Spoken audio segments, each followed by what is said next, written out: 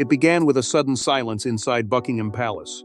A silence so unusual that even veteran royal staff immediately sensed something had changed. Courtiers stopped talking. Schedules shifted without explanation. Then came the announcement nobody expected. A tragic development concerning King Charles had emerged behind closed doors, and the palace was struggling to contain the growing alarm. What started as private concern was rapidly becoming a crisis that could reshape the future of the monarchy. Before we go deeper into what this really means for the royal family, make sure to subscribe so you don't miss a single update.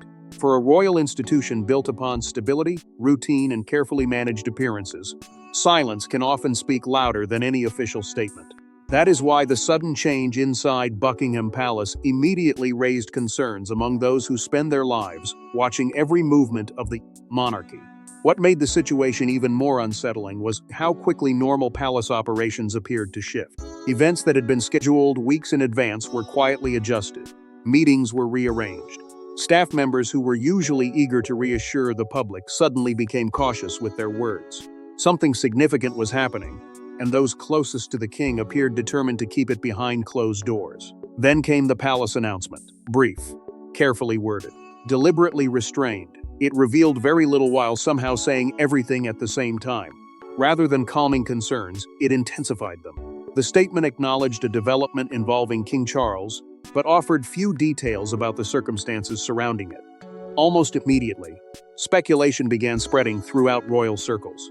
Why was the announcement so vague?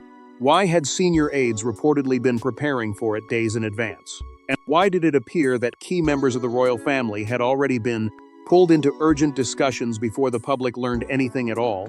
Reports soon emerged that Prince William, Princess Catherine, Princess Anne, and Prince Edward had been involved in a series of private consultations that took place away from public attention.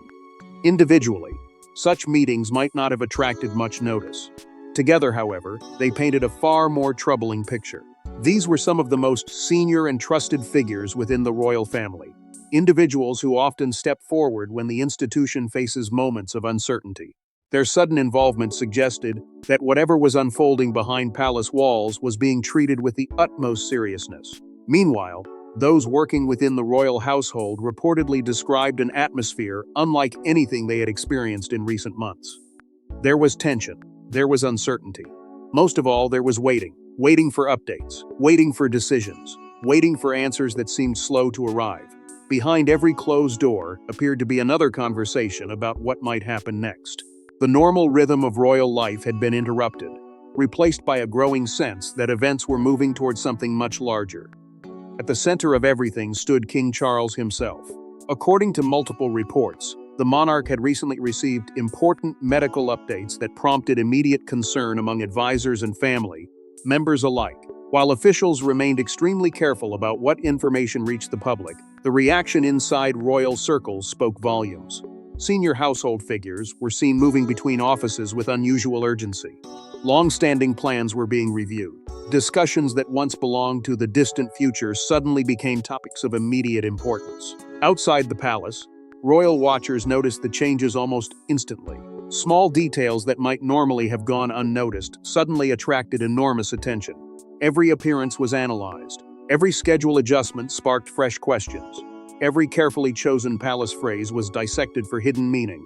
As concern continued to spread, one reality became impossible to ignore. The public knew something serious had happened. What they did not know was how long this situation had been developing behind the scenes.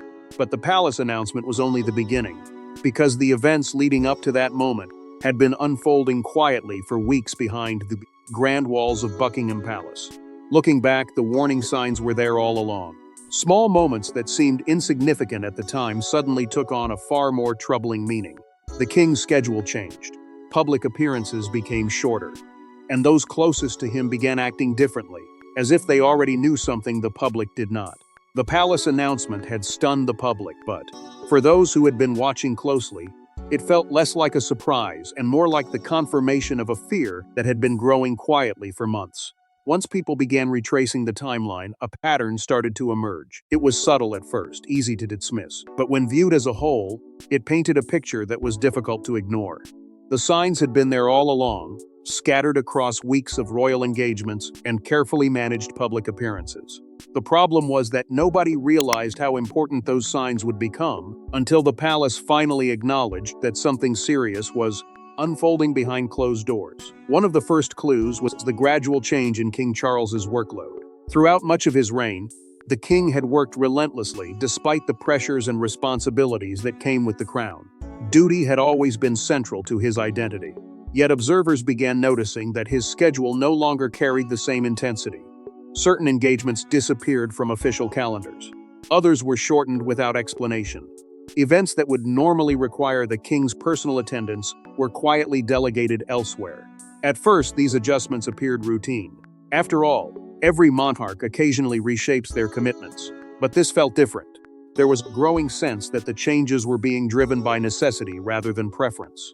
As weeks passed, the pattern became even harder to overlook. Several appearances were modified at the last minute. Some visits were postponed entirely. Public explanations remained brief and carefully controlled, offering just enough information to answer immediate questions while avoiding deeper concerns. Each statement seemed designed to reassure. Yet strangely, each one left people with even more questions than before. Why were changes becoming more frequent? Why did officials seem increasingly cautious whenever the king's schedule was discussed? And why did every adjustment appear connected to a larger effort to protect information from reaching the public? Inside royal circles, concern was reportedly growing as well. Advisors who normally projected confidence were said to be showing signs of unease. Discussions became more frequent. Planning sessions became longer. Decisions that once moved smoothly through palace channels suddenly required additional review. According to those familiar with the situation, there was a noticeable shift in atmosphere among senior staff. Nobody openly discussed worst-case scenarios, but the possibility seemed to linger over every conversation. The uncertainty was becoming impossible to escape. At the same time, reports suggested that medical consultations involving the king had become increasingly frequent. While the palace maintained its tradition of privacy regarding personal health matters, whispers of additional meetings and evaluations continued to circulate. Every consultation fueled new speculation. Every unexplained adjustment encouraged fresh rumors. Yet the people closest to the king remained disciplined, determined to reveal as little as possible. Their silence, however, only deepened the mystery. Meanwhile, Prince William's role began evolving before the public's eyes. Responsibilities that once belonged primarily to the king increasingly appeared on the Prince of Wales's shoulders. He became more visible, more involved, more central to major royal initiatives. What initially looked like a natural progression suddenly appeared far more significant. Some observers began wondering whether these changes were part of a broader preparation for challenges that had yet to be revealed. By now, questions surrounding the king's long-term health outlook were no longer confined to royal commentators and palace insiders. They had become the subject of growing national concern. People sensed that something important was happening, even if they could not yet see the full picture. And as speculation intensified, attention slowly shifted away from public appearances and toward a series of private conversations taking place behind closed palace doors. Because while the public was searching for answers, the royal family itself was already confronting realities far more serious than anyone outside those walls could imagine. As concern mounted within royal circles, attention turned toward a series of private meetings that would reveal just how serious the situation had become. The most important conversations were happening far away from cameras and public ceremonies. Behind closed doors, senior members of the royal family were reportedly confronting difficult possibilities that few wanted to discuss openly. The future of the crown suddenly felt far more certain than anyone had imagined. As questions surrounding King Charles continued to grow, attention slowly shifted from public appearances and toward the private discussions taking place deep within the heart of the royal institution. The public could see the changes on the surface. What they could not see were the conversations unfolding behind closed doors, where some of the most influential figures in the monarchy were reportedly wrestling with decisions that carried enormous consequences. These were not routine meetings about schedules or ceremonial duties. According to growing reports, they were emergency consultations focused on a future that suddenly seemed much less predictable than anyone had hoped. The sense of urgency surrounding these discussions was impossible to ignore. What had begun as concern over the king's health was gradually expanding into something far larger. Advisors were no longer looking only at the next few weeks. They were reportedly examining the months and years ahead. Every scenario had to be considered. Every possibility had to be discussed. The challenge facing those closest to the crown was not simply about responding to a difficult moment. It was about ensuring that the monarchy remained stable regardless of what happened next. At the center of these consultations stood Prince William. As heir to the throne, his role had already been growing in recent months, but now the responsibility resting on his shoulders appeared heavier than ever. Sources suggested that William was increasingly involved in discussions that touched every corner of royal life. Decisions that once belonged primarily to the king were now requiring his input. The transition was subtle but significant. Each meeting seemed to reinforce a reality that many had quietly acknowledged for some time. The future of the monarchy was beginning to arrive faster than anyone expected. Alongside William was Princess Catherine, whose influence within the family had continued to strengthen during this period of uncertainty. While much of the public attention remained focused on the king, those inside royal circles reportedly understood the importance of Catherine's presence. She was said to be playing a vital role in maintaining calm during increasingly difficult discussions. Her support offered stability not only to William, but to the wider family, as they confronted challenges that were both deeply personal and profoundly public.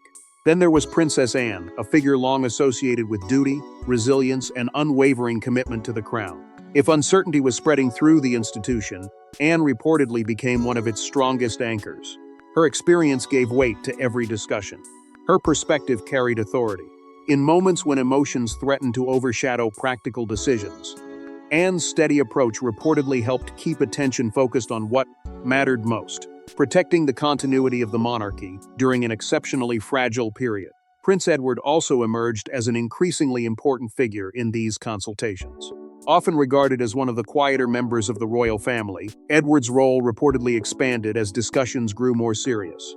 Together, William, Catherine, Anne, and Edward formed a trusted circle around the king, each bringing different strengths to an increasingly complicated situation. Their involvement alone signaled the gravity of what was unfolding behind palace walls. At the same time, advisors were reportedly reviewing constitutional responsibilities with greater intensity than before. Procedures that had existed largely on paper suddenly required renewed attention. Plans designed for moments of national uncertainty were revisited.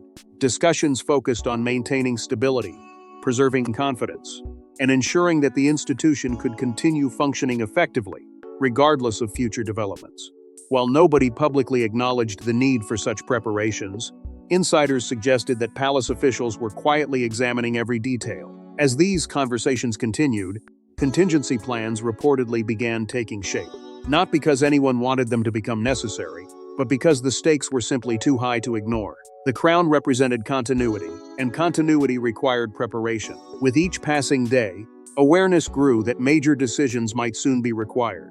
Yet despite the constitutional questions and institutional responsibilities, there remained a deeply human reality at the center of it all. These were not merely officials discussing strategy. They were family members confronting uncertainty about someone they loved. Yet while officials focused on preparing for the future, the emotional impact on the family was becoming impossible to ignore. For Prince William, this was no longer simply a matter of royal duty. It was about watching his father face one of the greatest challenges of his life. The pressure was immense, and those closest to the family began noticing the growing weight resting on the future king's shoulders. The uncertainty surrounding King Charles had already begun to transform the atmosphere within the royal family. But for Prince William, the situation carried a deeply personal dimension that few people could fully understand. Behind every official responsibility stood a son confronting the painful reality that his father was facing one of the most difficult chapters of his life. The headlines focused on the monarchy. The public discussed succession, stability, and the future of the crown. Yet beneath those conversations was a far more emotional story, one centered on a family navigating fear, uncertainty, and the possibility that life could change far sooner than expected. As concern over the king's condition continued to grow, William found himself stepping further into the spotlight. Responsibilities that once seemed years away were gradually becoming part of his daily reality. Public engagements increased. His role in major royal initiatives became more visible. Important discussions increasingly required his presence. What had once appeared to be a gradual transition suddenly felt accelerated by circumstances beyond anyone's control. Every new responsibility served as a reminder that the future was approaching with unsettling speed. The pressure was enormous, because William was being asked to balance two worlds that often collided with one another. On one side stood his duty to the crown, an institution built on continuity, stability, and service. On the other stood his role as a son concerned about his father's well-being. The challenge was not simply managing public expectations. It was carrying personal worry while projecting confidence to a nation searching for reassurance. Those closest to the family reportedly noticed the strain. The burden did not arrive all at once. It accumulated gradually, with each new development adding another layer of responsibility. At the same time, public attention surrounding William intensified dramatically. Every appearance was examined more closely than before. Every speech, every engagement, and every decision became the subject of discussion. People were no longer looking at him solely as the Prince of Wales. Increasingly, they were viewing him through the lens of a future king. Expectations that had always existed suddenly became more immediate. Questions that once belonged to a distant future were now being asked in the present. Could he carry the weight of the monarchy through a period of uncertainty? Was he prepared for challenges that seemed to be arriving faster than expected? These questions followed him everywhere. Throughout this difficult period, Catherine reportedly became one of William's greatest sources of strength. While much of the public focus remained on the constitutional implications of the king's situation, those closest to the family understood the importance of private support. Catherine's steady presence offered stability during moments when pressure threatened to become overwhelming.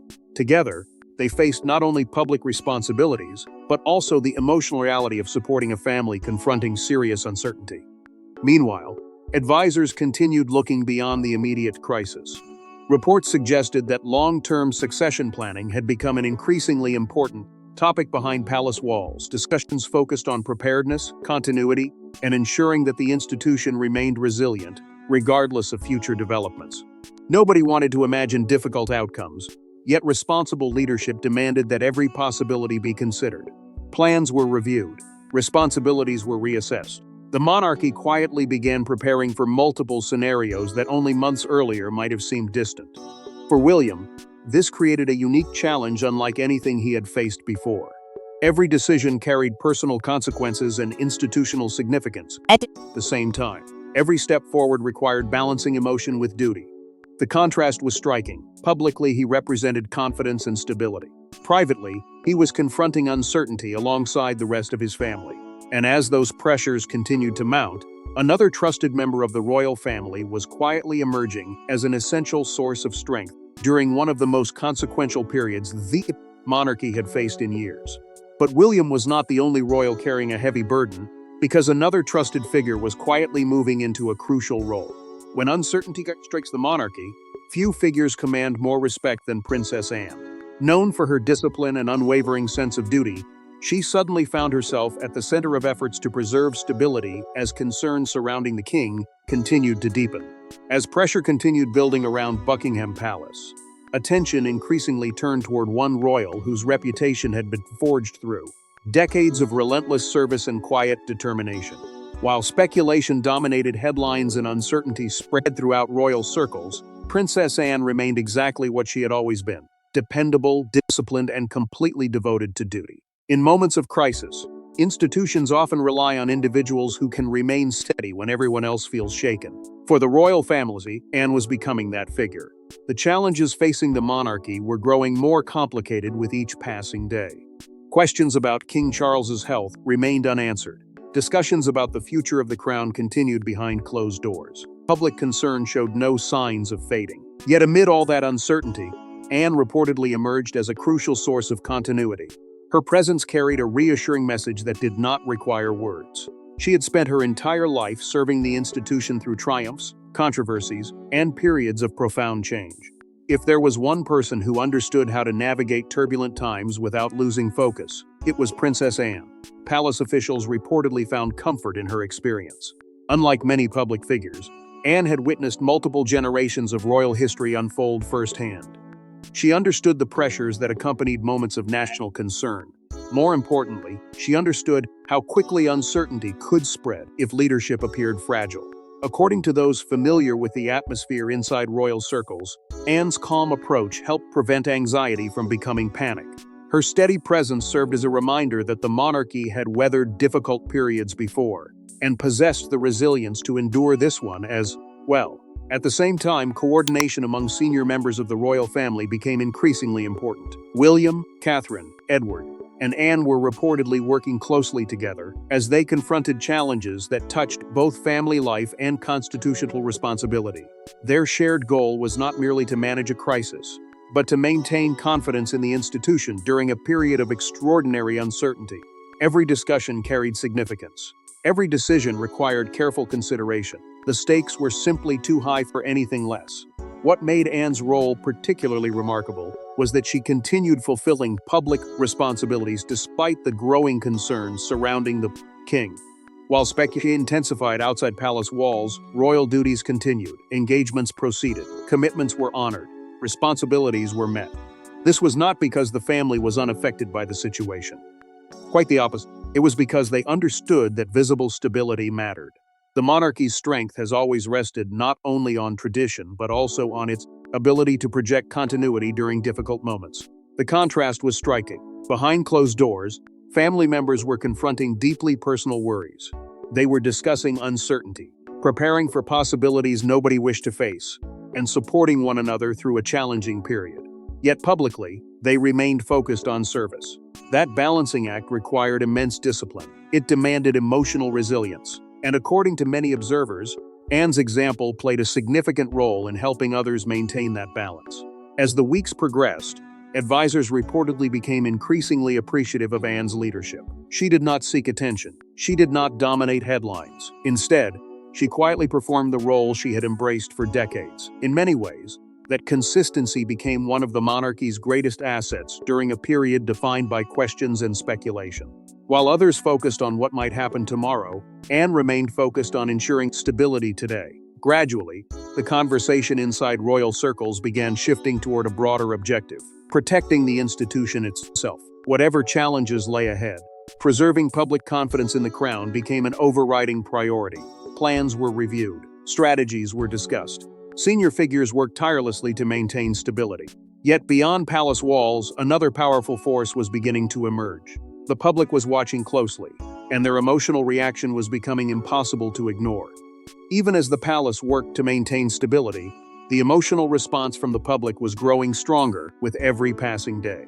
The palace may have revealed only limited details, but the announcement sent shockwaves across the country. Millions of people suddenly found themselves united by a single question: just how serious was the king's condition, and what might happen next? What had begun as quiet concern inside royal circles was now becoming something much larger. The uncertainty surrounding King Charles was no longer confined to Buckingham Palace or senior members of the royal family. It had spread across the entire United Kingdom. From city centers to small villages, conversations increasingly returned to the same troubling subject. People who rarely discussed royal affairs suddenly found themselves paying close attention to every update. The palace's carefully worded announcement had created a vacuum of information, and that vacuum was quickly filled with concern, speculation, and a growing sense that the nation might be approaching a significant turning point. The emotional reaction was immediate. For many people, King Charles represented more than a monarch. He was part of a royal story that stretched across generations, linking the present to a history that had shaped the nation for decades. Even those who held different views about the monarchy found themselves drawn into the unfolding situation. There was a shared recognition that this was not simply another headline. It was a deeply human story involving a man carrying one of the most demanding roles in public life, while confronting challenges that no title could shield him from. As concern spread, messages of support began arriving from every corner of the world. Leaders, public figures, organizations, and ordinary citizens expressed hope for the king's well-being. The response highlighted the unique position the British monarchy continues to occupy on the international stage. What was happening inside Buckingham Palace was no longer viewed solely as a domestic issue. It had become a matter of global interest. Every development attracted attention far beyond Britain's borders, demonstrating just how closely people around the world continued to follow the fortunes of the royal family. At the same time, media coverage intensified dramatically. News organizations devoted increasing attention to the situation. Royal experts analyzed every statement. Commentators examined every appearance.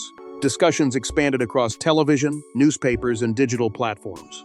Yet despite the enormous volume of coverage, concrete answers remained frustratingly scarce. In many ways, the lack of detailed information only amplified public curiosity. The more carefully officials guarded the details, the more determined people became to understand what was truly happening behind palace walls. Meanwhile, loyal royal supporters found their own ways of expressing concern. Many looked toward Buckingham Palace and other significant royal locations as symbols of continuity during uncertain times. Their actions reflected something deeper than curiosity. They reflected emotional investment in an institution that had played a central role in national life for generations. The monarchy's challenges were being felt on a personal level by countless individuals who had followed the royal family through both triumph and hardship. As days passed, discussions increasingly shifted toward larger questions about the future. What would happen if the king's condition worsened? How prepared was the monarchy for unexpected developments? What role would Prince William ultimately be required to play? These conversations became impossible to avoid. With every new report, attention moved further beyond the immediate situation and toward the broader implications for the crown itself. Historical comparisons also began emerging. Commentators reflected on previous moments of royal uncertainty, searching for clues in the past that might help explain the present. Yet many observers noted that every era presents its own unique challenges. The circumstances facing the monarchy today were unfolding in a world vastly different from those that came before. That realization only added to this that the institution was entering unfamiliar territory. Through it all, national attention remained firmly fixed on Buckingham Palace. Every statement mattered. Every development carried significance. Every unanswered question fueled even greater anticipation. Yet beneath the emotion, the speculation, and the worldwide attention, a far more profound issue was quietly taking shape, one that would ultimately determine not only how the monarchy responded to this crisis, but what its future might look like in the years ahead. But beyond the public reaction lay a deeper issue, one that reached into the very future of the crown itself. Every royal crisis eventually raises the same difficult question: what comes next? As concerns surrounding King Charles continued to grow, attention increasingly shifted toward the future and the enormous responsibilities waiting for the next generation. As the public searched for answers about the king's condition, another conversation was quietly gaining momentum behind palace walls and across the country. It was a conversation that every monarchy must eventually confront, no matter how uncomfortable it may be. The question was not simply about the present, it was about the future. More specifically, it was about who would carry the weight of the crown if circumstances demanded a new chapter sooner than expected. The uncertainty surrounding King Charles had transformed succession from a distant constitutional topic into an immediate subject of national interest. For years, discussions about the future of the monarchy had largely remained theoretical. Prince William was widely recognized as the heir to the throne, and his eventual role as king was never in doubt. Yet there is a significant difference between knowing a future awaits and realizing that future may be approaching faster than anticipated. As concern over Charles intensified, conversations about succession became increasingly difficult to avoid. Political observers discussed it. Royal commentators examined it. Ordinary citizens debated it. The future of the crown suddenly felt closer than ever before. Much of the attention naturally focused on William himself. His growing responsibilities had already become evident, but now every action seemed to carry greater significance. Public appearances were analyzed through a different lens. Leadership decisions attracted greater scrutiny. The Prince of Wales was no longer being viewed only as the monarchy's future. Increasingly, he was being viewed as a figure who might soon be called upon to shoulder even greater responsibilities. The expectations surrounding him were immense, and with those expectations came intense public interest. The challenge facing William was not simply about preparation, it was about perception. At a time when uncertainty threatened confidence, stability became the monarchy's most valuable asset. Every institution relies on public trust, but few depend upon it as heavily as the crown. Palace officials reportedly understood this reality better than anyone. Their focus was no longer limited to responding to current developments. They were looking years ahead, carefully considering how the monarchy could maintain continuity regardless of what the future might bring.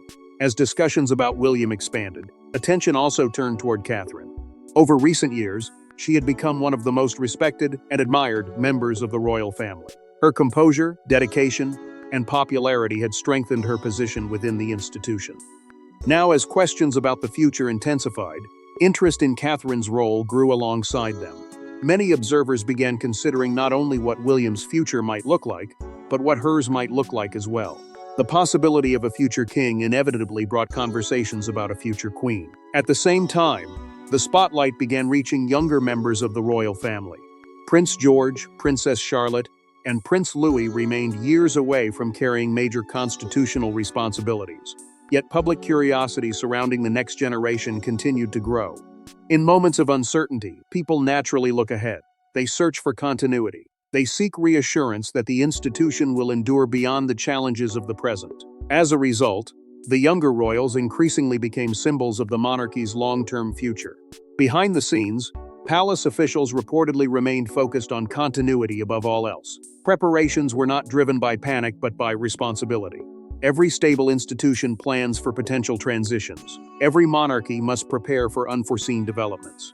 Discussions centered on preserving confidence, ensuring smooth operations, and protecting the crown's ability to function effectively regardless of future circumstances. It was a careful balancing act between readiness and reassurance. Yet despite all the planning, all the preparation, and all the conversations about what might come next, one reality continued to overshadow everything else. The future remained uncertain because the present remained uncertain.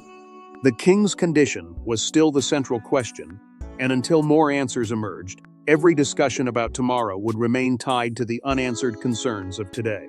That lingering uncertainty cast a shadow over every plan, every expectation, and every hope for what lay ahead. And as uncertainty continued to surround the king's condition, one final reality became impossible to escape. Royal history is often shaped by moments that nobody sees coming. This tragic development concerning King Charles may become one of those moments, a turning point that future generations look back on as the beginning of a new chapter for the House of Windsor. As the uncertainty surrounding King Charles continued to dominate public attention, a deeper realization began settling across the nation.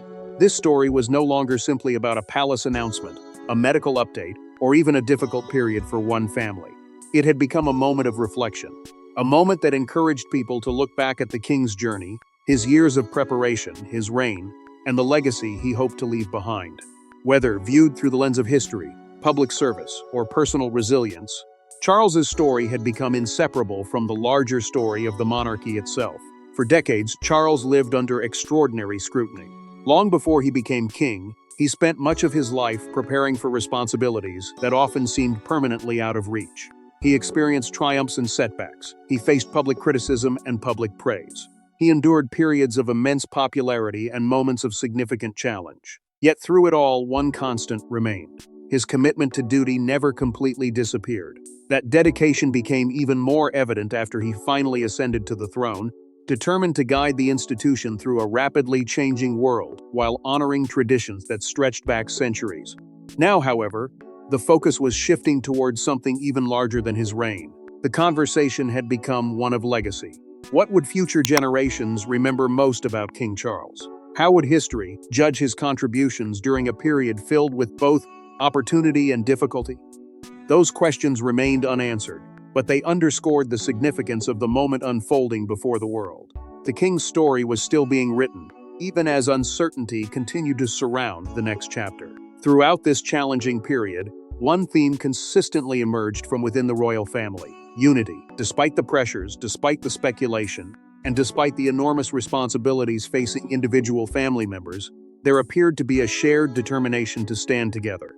William, Catherine, Anne, Edward, and others understood that the monarchy draws strength from continuity and stability.